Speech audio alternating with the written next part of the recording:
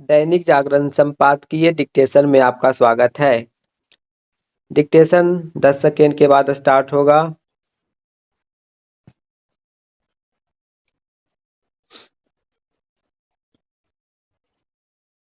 Start.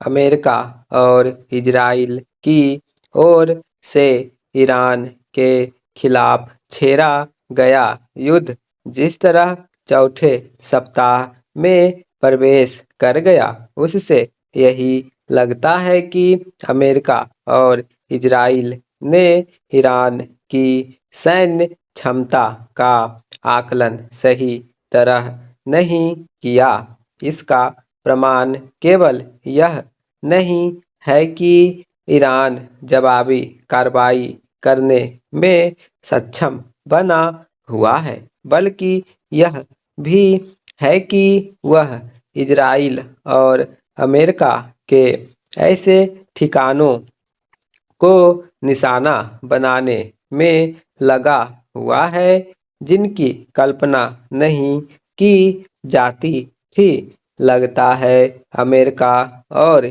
Israel यह मानकर चल रहे थे कि जैसे पिछले वर्ष जून में उनके हमलों के सामने ईरान 2 सप्ताह के अंदर ही एक तरह से पस्त पड़ गया था, वैसे ही इस बार भी पड़ जाएगा।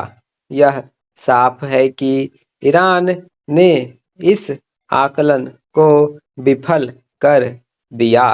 इसका कारण यही हो सकता है कि उसने पिछले वर्ष अमेरिका एवं इजराइल के हमलों का सामना करने के बाद अपनी सैन्य तैयारियों पर खासा जोर दिया और कहीं अधिक व्यापक मारक क्षमता विकसित की।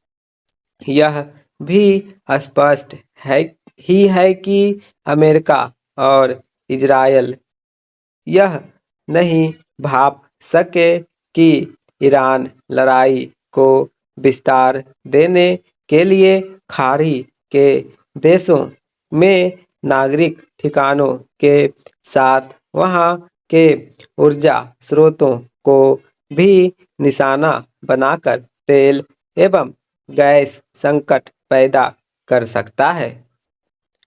ईरान जिस तरह युद्ध को लंबा खींचने और उसे विस्तार देने में सक्षम है, उससे यही पता चलता है कि अमेरिका और इजराइल उसे लेकर मुगालते में रहे।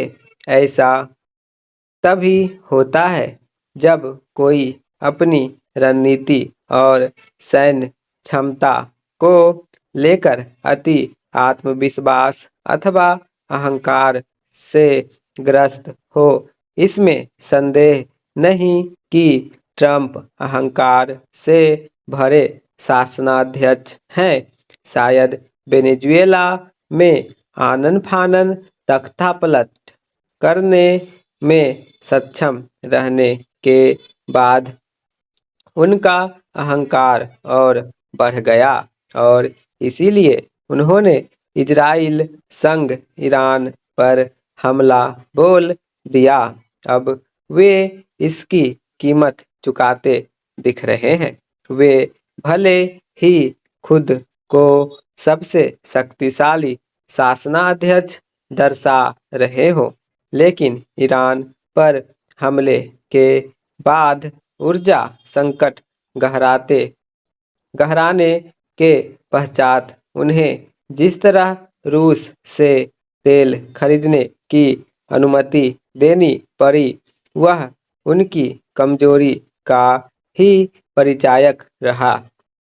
नाटो देशों का उनकी मदद के लिए आगे न आना और अब उनकी ओर से यह कहना भी उनकी कमजोरी को ही बयान करता है कि अमेरिका इस युद्ध में अपने तय किए गए लक्ष्यों के काफ़ी करीब पहुंच चुका है और वे ईरान के खिलाफ चल रहे सैन्य अभियानों को कम करने पर विचार कर रहे हैं।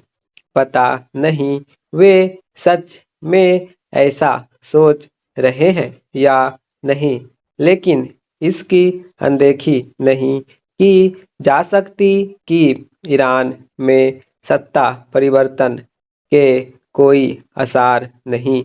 यदि वे ईरान में सत्ता परिवर्तन का लक्ष्य हासिल किए बिना किसी बहाने अपने कदम पीछे खींच लेते हैं, तो देश दुनिया में उनका प्रभाव तो कम होगा ही, ईरान अमेरिका के साथ-साथ इजराइल के लिए और बड़ी चुनौती भी बन जाएगा।